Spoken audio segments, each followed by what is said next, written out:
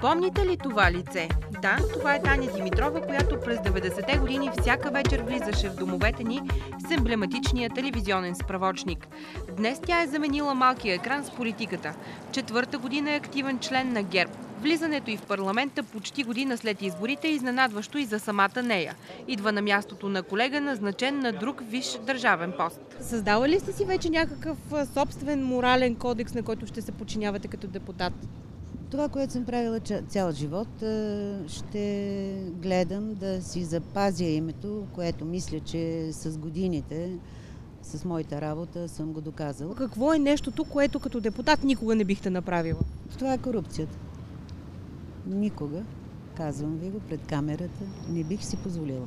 Животът ти днес може да е политика, но годините изкарани в телевизията остават най-големият спомен в душевния албум на Таня Димитрова. Извикаха и казаха, че трябва да се направи нещо, с което да се печелят пари за телевизията, но извън рекламата. Коя година се случва това? Това беше 87-ма и от тогава се е телевизионен справочник.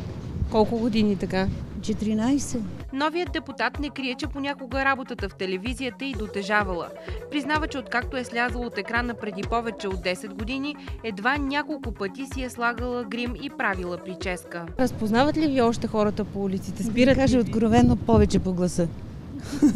Промених се много, разбира се, годините си казват своята дума, това е нормално, но на мен това не ме притеснява. Гласа ни е познат. Така е.